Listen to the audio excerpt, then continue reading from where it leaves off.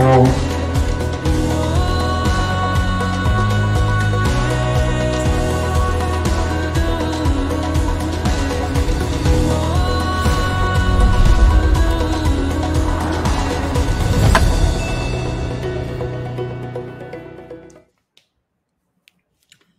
here we are. It's time for the big one. The appetizer is done for the day. The main course is all set in Dubai. It's a crucial game. It's, of course, going to be a much-viewed game and a much-talked-about game. India versus New Zealand was turned into a virtual quarter-final with the way the group has stacked up. So it's all to look forward to here. We will, of course, bring you up to date with the inevitable result of how many runs Afghanistan beat Namibia by. The only question was whether or not they'll get to 100. But we'll leave that aside for the moment and look ahead to the big fixture. I'm here on Cricbuzz Live in company of Dinesh Karthik and Zaheer Khan. Gentlemen, this should be quite a spicy affair. Virtual quarterfinal, which was not expected to be, Zaheer, but it's turned out that way, which just makes it even more of a humdinger. Absolutely. Everyone will be watching this game very keenly. We'll have to see what kind of tactics also both the team bring, because both of them have lost their first encounter and know the importance of this match. New Zealand, you've seen the record. We often speak about India-Pakistan record in ICC tournaments and the World Cups, but New Zealand actually has an upper hand with regard to the history of the encounters which these two teams have faced against each other in ICC tournaments. New Zealand have been winning most of the games. So if you look at this record, you know how much pressure Indian team will be walking in that match with. And yes, history no one really talks about in the team. But if you look at the recent past as well, be it the test format which they played, New Zealand had an upper hand. In the World Cup, they managed to win that crucial encounter. So all relatively fresh, with the similar kind of players playing those matches. So I think they will know that this opposition, you cannot take it lightly, and it's going to be a high pressure encounter. Looking at the history, DK, what do you put this down to? Because they're not quite the might of Australia. They don't have the flamboyance of the West Indies to come and blow you away. They don't have the solidity of this new look England side. And yet they seem to produce these results against India particularly. For a start, you have to understand that New Zealand, the population is very less, and it is not their number one sport. Even in that country, it comes after rugby. So what it does do is there's a little less pressure compared to the other cricketing nations, which always helps in a tournament like the World Cup, where it's a multi-nation tournament, and the rest of the cricketing nations come with a lot of baggage with them, saying you got to do something special.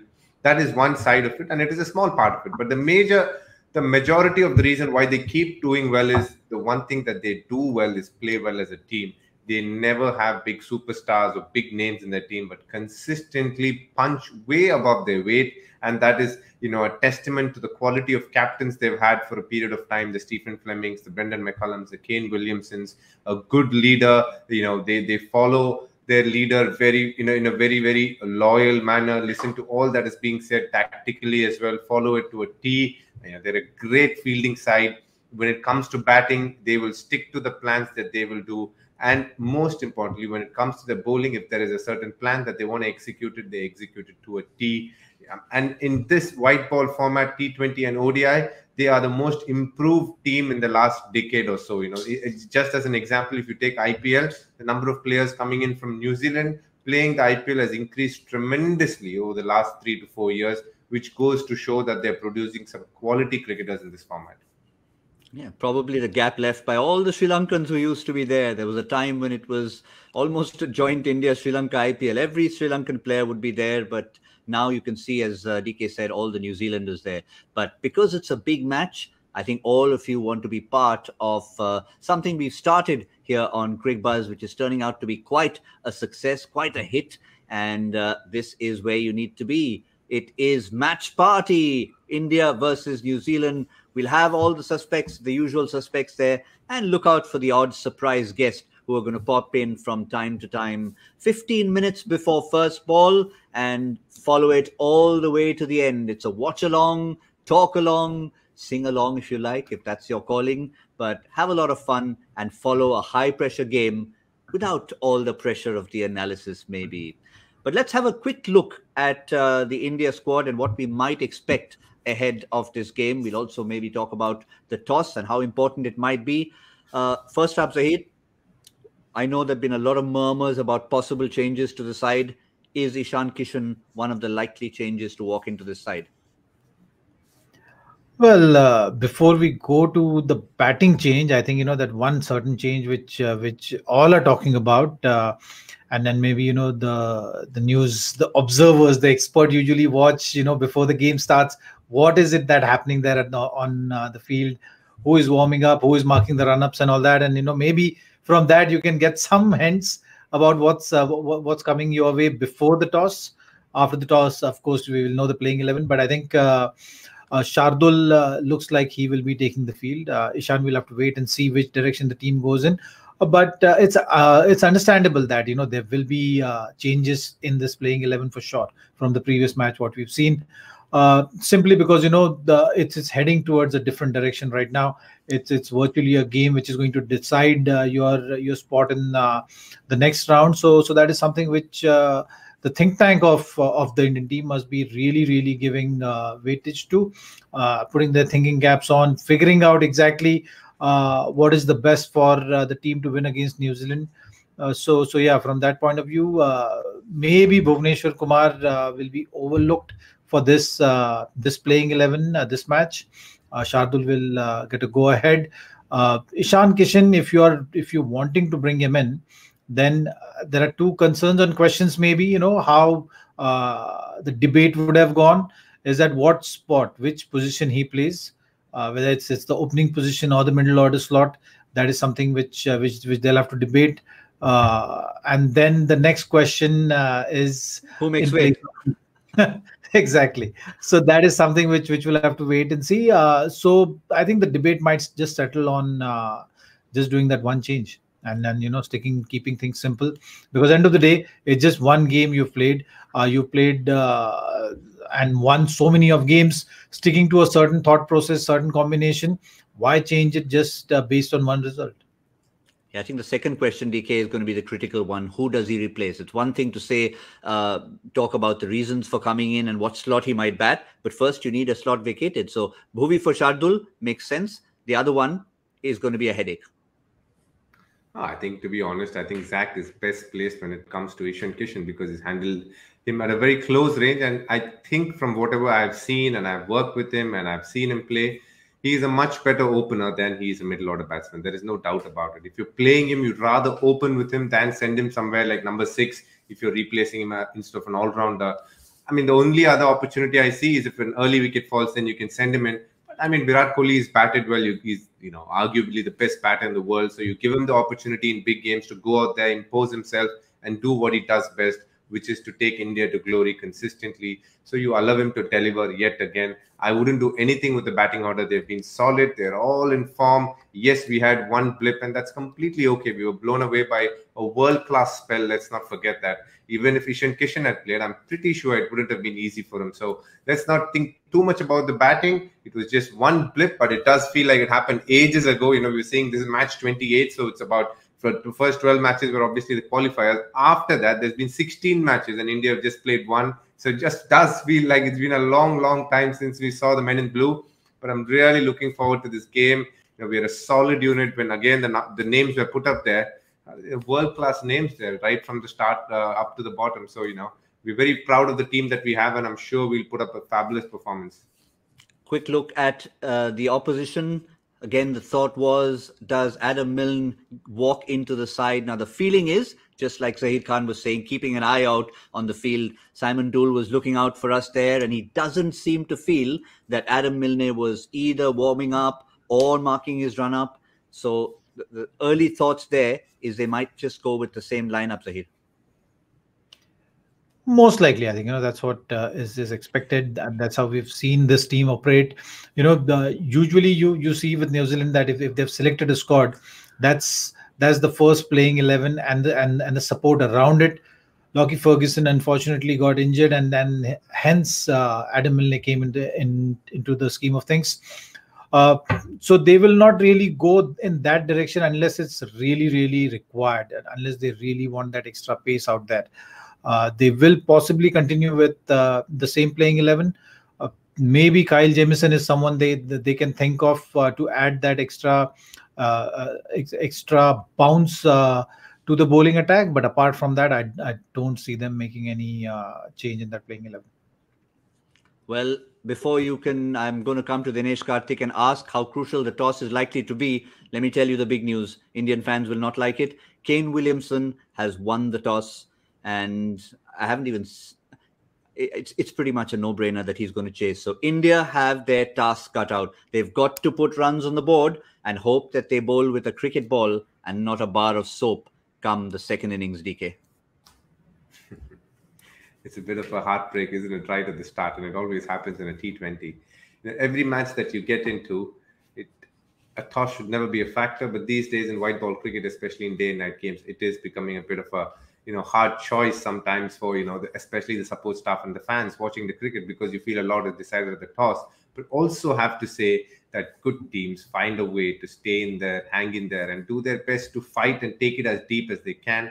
And this Indian team has got the skill set, has got the belief, and it definitely has everything required to, pull a rabbit out of the hat, if you have to say, and push New Zealand to a tough corner. And the batting has it. If they score anything above 165, 170, New Zealand batting does look a very, very fragile unit. It doesn't look as good as other teams that are playing well right now. So I would say it's okay to lose the toss. Ideally, you would want to win it. But now that you've not won it, I do think if the batters put up a good score, it'll be definitely good match on after that. Well, I can tell you one thing.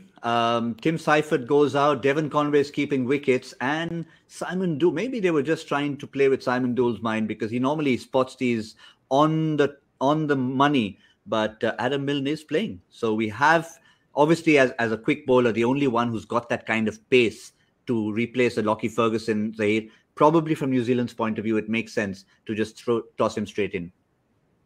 Absolutely. So so extra bounce or extra pace, and Lockie was providing them that.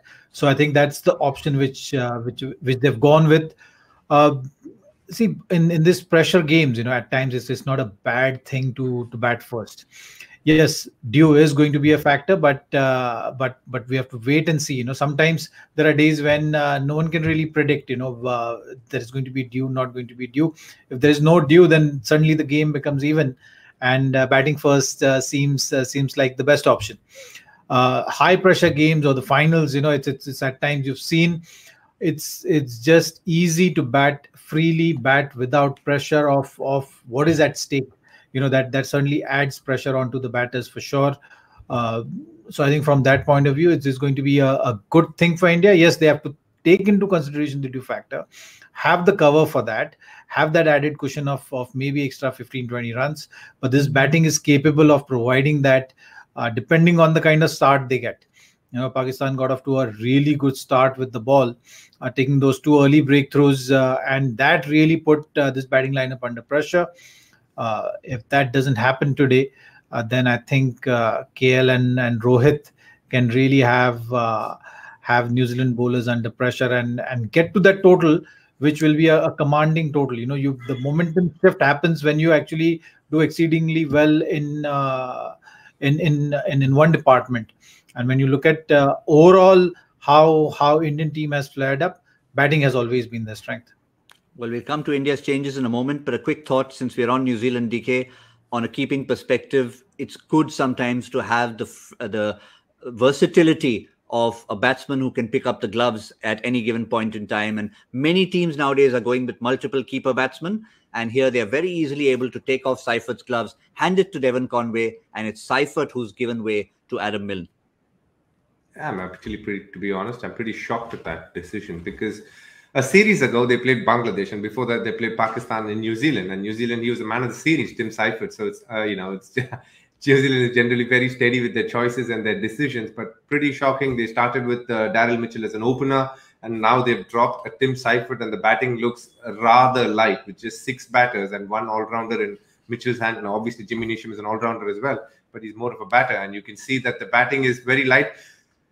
Also goes on to show that if India do put up a good score, it gives a great opportunity at having a good crack at them, irrespective of whether there is due or not. I think, as Zach said, sometimes it's not a bad thing in big games to bat first. So let's just hope and wish that they come up and deliver the goods when it comes to batting. But New Zealand does look a better bowling unit than a batting unit today.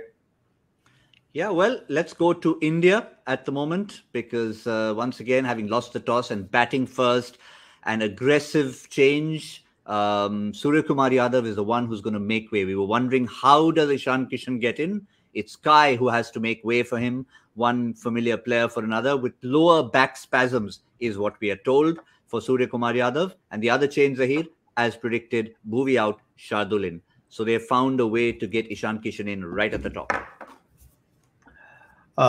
Well, one change was expected, like we were discussing, and the second change has happened was the forced change. So Suryakumar Yadav is not fully fit to take the field, and that has worked in Ishan Kishan's favor. Now we'll have to see what position Ishan Kishan bats at. We've seen what kind of power he can present with the number 1 and 2 position. So it'll be interesting to see what kind of direction now this Indian team goes. Who plays, because Surya was playing that middle order stability provider kind of a role. So will be interesting to see who opens the innings, who bats at number 3, whether Virat is the one who is going to go down the order, or some other surprise is there in that batting order. But certainly there will be something interesting for us to keep a close look at when we see that batting order, or who walks in as the umpires walk in on the field. Well, I can tell you, we've been sort of getting a feeling that Ishan Kishan has been told that he will open the batting, and Virat Kohli, interestingly, looking to come at number 4. So that's the feeling we are getting at this stage. So again, we've talked about it earlier. If Ishan Kishan plays, his best position is at the top, and nobody better to know that than you. Absolutely, so his numbers are really good. That does give him that freedom to go after the bowling at number 1, 2 position. The ball is relatively harder. With the field restriction, he can really make use of that power and the fearless approach which he has. So in the middle overs, the game moves differently.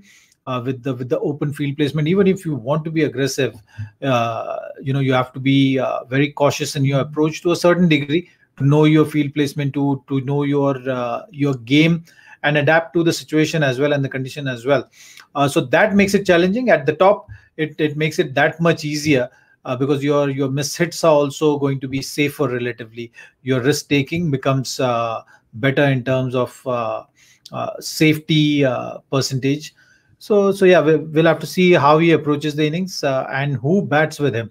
Is it going to be the Rohit or KL at that stage? Rohit the anchor and the stability provider, or the power of KL Rahul and Ishan Kishan both together, and then Rohit to stabilize things. So there are a few permutation combinations there, and something which will be interesting to watch. But I think one of the things, when you look at dynamics of a national team vis-a-vis players who play for different franchises, it almost seems as there could be a comfort level with Rohit Sharma and how familiar he is now with Ishan Kishan, and hence the two of them make for an obvious pair. Plus the fact, as you said, they can complement each other. So depending on what kind of approach you have, how you're planning your innings, it's something which is important. The batting strategy is something is going to dictate how or who is going to bat at which position. If you see KL and Ishan Kishan walking out there, that means the intent is very clear that you may want to attack from both the ends. And knowing that there is Virat and Rohit to follow, you have that more luxury, more freedom to take risk. If you see Rohit and Ishan Kishan walking there, then the approach is basically Rohit to take his time, anchor the innings, and Ishant to have that freedom of going after the bowling. There is nothing right, nothing wrong. It's just what kind of planning, what kind of mindset you have. This will certainly give you that glimpse of what's coming in the first 6 overs at least. It certainly will be. Again, for all of you who may have just tuned in to Cricbuzz Live, this is just a reminder that Kane Williamson has won the toss. He's done what was expected of him. He's asked India to bat first. And I think overall, if you look at it, we've often talked about it. Yes, I know the first reaction for fans can be disappointment. There can be a groan in the stadium when you hear that.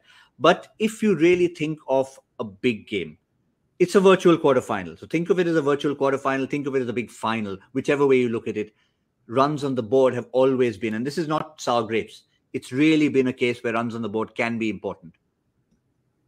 Absolutely. So, you basically, we touched upon this little bit, right? But big games and added pressure. It's about, you're bowling, when you're bowling as a team, when you're defending a total as a team, the whole 11 players are out there on the field, and at times, you'll see 3-4 players, the think tank, the experienced players hanging together in a crucial phase of the game, pressure situation. They come together, they discuss things, and they move on with the game. What does that mean? That means that you're not alone there fighting that battle. You have enough time to absorb that pressure, or sometimes have enough players to just kind of calm you down there out in the middle. While batting, it's just two guys, and the pressure of the game, when to accelerate, what kind of options to take. At times you can get caught with that, or at times, more often than not, we've seen even the small totals in big games look big. So that is something which we've seen teams have faltered. So yeah, there is certainly some theory to it, with the data to back. And I think from that point of view, when you look at this game, batting first at this point, there might be concerns about dew. There might be other factors, but if there is no dew factor in play, I think it's not a bad toss to lose. Yeah, certainly. I mean, because there's no question of having won the toss and deciding to bat first. Virat Kohli wouldn't have done that. No one would have done that. So in a sense, when people talk about a good toss to lose, it just means a decision out of your hands. You can express yourself freely. Let's see if we can get Dinesh Karthik back into the conversation here. DK, we've just been discussing about not, be it from a fan or be it from a team perspective, putting disappointment of the toss aside, because you've got to be prepared to do what you do, even irrespective of the result of the toss. And in a big game, runs on the board. Definitely. I think that's what they speak at those huddles and team meetings and say, look, it doesn't matter if we lose the toss. We're ready to bat first. Good teams will find a way to bat first and get to a score that's probably 5 or 10 above. And if there is a country which can do that in the current cricketing world, I think India has the capability to do that. So they will back themselves to get that score, 10 runs above the par that is required, and then deal with the dew at that stage. Considering the 11 that New Zealand has picked, in a way they've played into India, if we find a way to score a bit of runs, it will be great. Yeah, absolutely. That's the extra runs that you need as far as the insurance is concerned. But you're obviously expecting some pep talks. Ravi Shastri is seen out there giving it everything, as he tends to all the time. Can you try and imagine the kind of words, Zaheer, that Ravi Shastri will be saying out there? Will he be talking about putting the toss aside, or will he be just looking at focusing on this as a game that should be ours? Well, certainly not talking about the toss for sure. I can assure you that. Just about what are the things under your control. Ravi Shastri generally has all the positive things to say. He's a great motivator. So he will be talking about the game and the importance of the game, awareness around that, and putting your bodies on the line, knowing that this group is more than capable of delivering the goods under pressure. So that should be, or that would have been, the discussion around in that huddle. So let's go to a couple of the pairs that we will see with India will face. And I'll come to the spinners first, because I want to get Zaheer's thoughts on the pace bowlers that will come. Sodhi and Santner, unlike a Varun Chakravarti, will enjoy hopefully bowling with a drier ball from New Zealand's perspective. But again, India plays spin really well. So they'll know it's not going to be the same outing that they have against certain other opposition.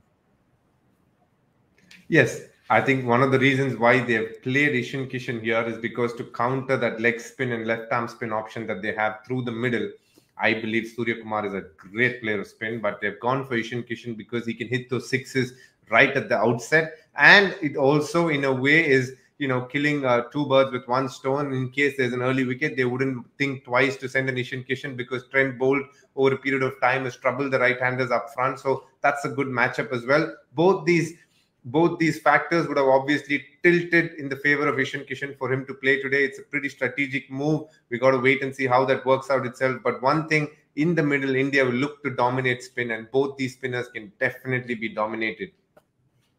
Yeah, they certainly can be. If you have a look at the figures, Ish Sodhi versus Indian batters, these are the ones maybe he's had a little bit of success against. Leading wicket taker, as far as New Zealand are concerned, in T20 international. So Sodhi at number 1, Santner at number 3. These are, of course, figures against India. These are the numbers. We've talked about the spinners, but up front, Bolt and Adam Milne. That's what they're going to be facing. There's no Lockie Ferguson, but that extra bit of pace will come from Adam Milne. But I guess the lack of swing in this tournament, Zaheer, will be the one thing that will go against Trent Bolt. Well, Trent Bolt will look to swing the ball for sure. Initially, we've seen for any right-hand batsman, when the ball comes back in as a left-arm seamer, how difficult it is for batsmen to face that. So that one area of cautiousness from the Indian batting for sure.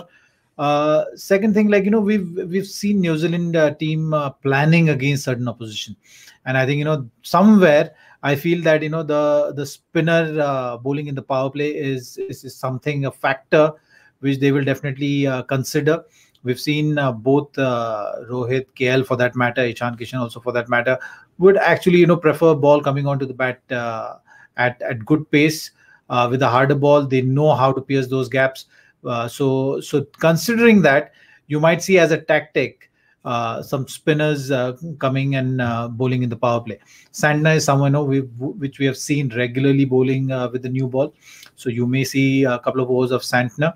Sodhi is someone which I want to wait and see, what kind of direction they go in, use 1 over in the power play or not. Because leggies, it's not easy to just come and bowl in the power play. So we'll have to see that. But slowing things down in the power play is something which they'll definitely consider. Even they have speed of Milne, I think they will hold him back to do the back end job, but get swing to start with and have some spin as well. Just to finish off on that, Zaheer, I'll stay with you. Bolt often seen as a guy who's really good up front, but his death bowling has improved over the years. Yes, he has become a better death bowler. There is no doubt about it. Bowls a decent Yorkers, has those off cutters as variation.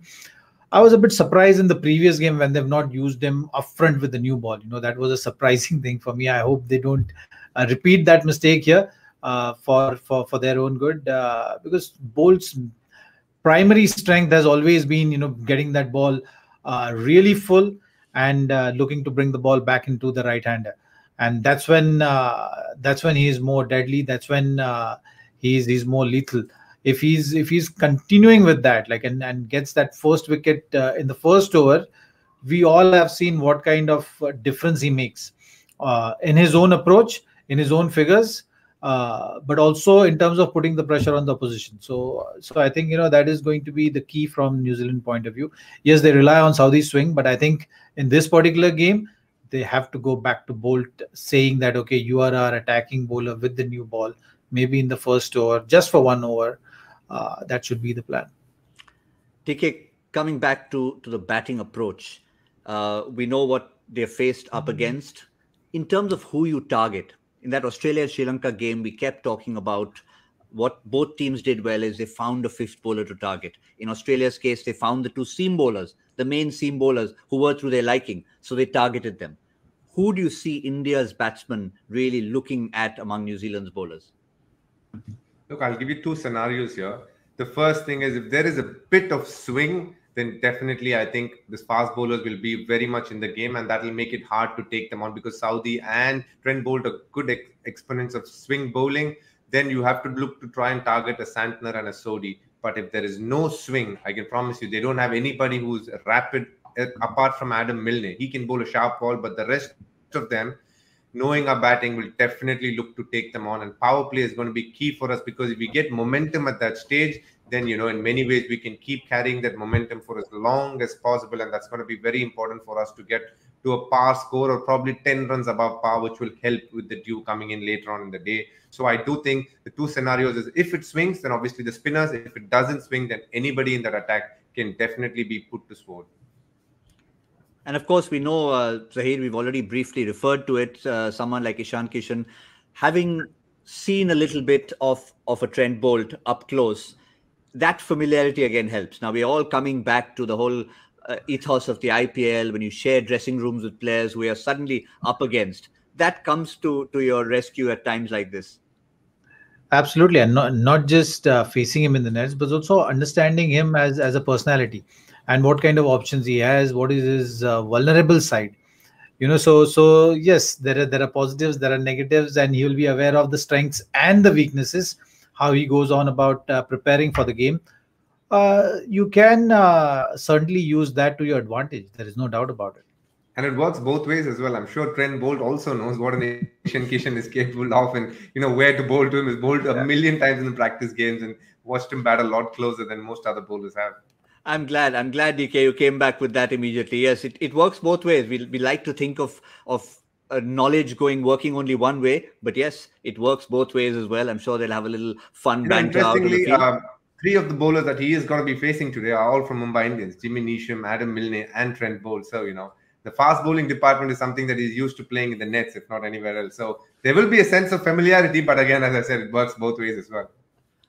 Yeah, if Michael Vaughan was on the show, he'd be saying, "See, I told you." A good ball is a good ball, GB. Good ball is a good ball, and a good shot is a good shot. Doesn't matter where you're playing, what conditions you're playing. Absolutely.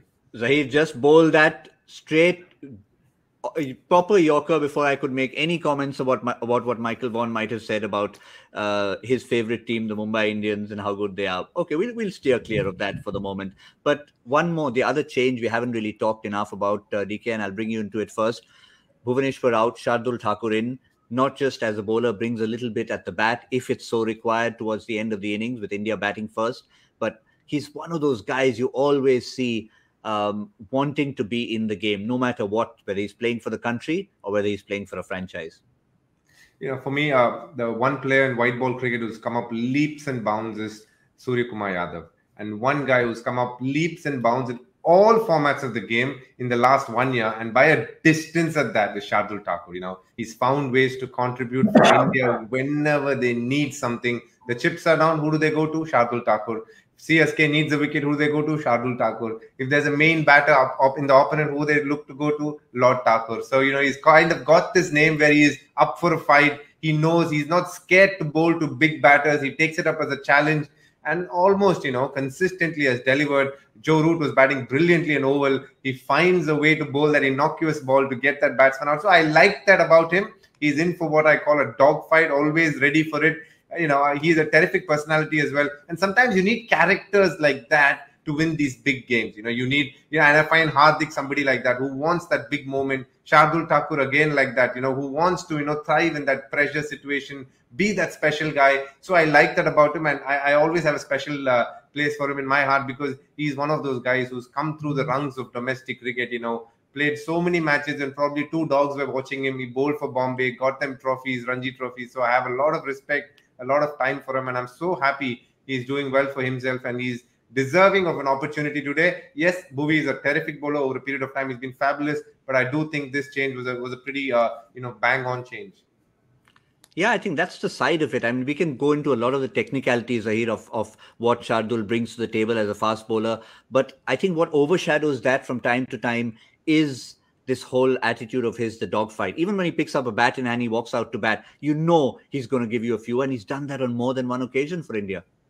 Yeah, DK has put it together very nicely. He summed it up very beautifully in terms of he's a situation player. Now if you just purely solely look at the numbers, you might find better players or better numbers which are doing the rounds. But what Shardul has brought to his game and to the team's benefit is winning the situations. If you are winning the situations, it actually makes a whole lot of difference in the outcome of the game. And if you look at Shardul's last year, he's had that impact in different formats at different times, which actually changed the course of the game. So from that point of view, he's been that one guy who enjoys those pressure situations, who look to do a different thing or bring about that change which the team is looking at. If the partnership is happening, you bring him on, and he's thinking that how can I provide the breakthrough.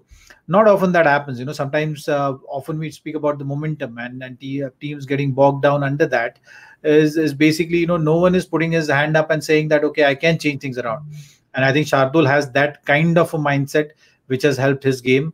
So which is a great positive. With the batting also, if you've seen his contribution, not so much with the white ball because he bats at a different situation, but with the red ball, he has been able to do that, provide that belief that if he's there, he can turn things around.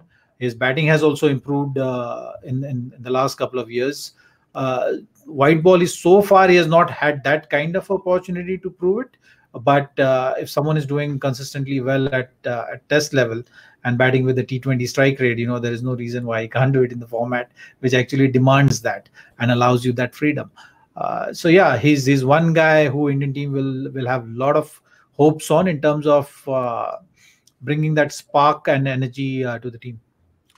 Well, I can tell you what, we were having this long discussion about the approach for Team India in terms of the personnel that come in. Yes, Rohit and Ishan Kishan are familiar with each other, but if it was KL Rahul walking out, it means India are sending out a message to New Zealand. We are going to go attacking possibly from both ends.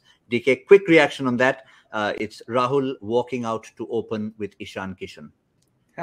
They're throwing a few surprises, isn't it? That's beautiful to watch. I like this only because Indian team are not scared to do something that is slightly out of the box. Rohit has been opening for a long time, and in many ways been one of the best openers India has had, and definitely world cricket has seen. But to send Ishan Kishan is to say a statement saying, we are coming at you, just be ready for us. And I like it. In a way, it is tactical as well, because obviously Bolt has got the better of Rohit and Virat pretty early in a couple of games. So they're saying, wait, when the spinners come on, we're going to send them in. If these two get us off to a good strike, it's a very interesting match. And, I'm just looking forward to going and watching them play. And I'm pretty sure they'll do something special here. Yes, it certainly should be mouth-watering. We've discussed everything threadbare from India's point of view. New Zealand have got in a change. India have got in a couple of changes. Forget the toss result in terms of positive or negative. It simply means that India have been asked to bat first. India need to bat well and put some runs on the board in a big game. How many runs? That's the thought we'll end with on this show. Zaheer, I'd like you to go first. India, 20 over score in a virtual quarter-final. I'm going to go higher, with my prediction. 185 is what the number I have in mind. 185. New Zealand will be wondering, oh my God, if it gets there, we are not going to be thinking of chasing something like that. DK smiling. Is that sort of the kind of total you were thinking? No. I was going slightly lesser, but still that will be a daunting task as well. I would go 175. 185, 175. Yeah, I think India definitely have it in them to go pretty high. Maybe not even higher than that. So I don't have really anywhere to squeeze in. I'll go at 169. 169, which will still be decent runs on the board. Maybe not quite the kind that India will be looking at, but it's aggression, remember, from Team India. KL Rahul, Ishan Kishan up first, and the likes of Rohit, Virat, and a wealth of batting to follow. So all of you fans, look out for Team India. We'll be back in the 10th over on Cricbuzz Combox and continue this discussion on a humongous Sunday evening. Thank you, DK. Thank you, Zaheer. We'll see you all soon on Cricbuzz Live.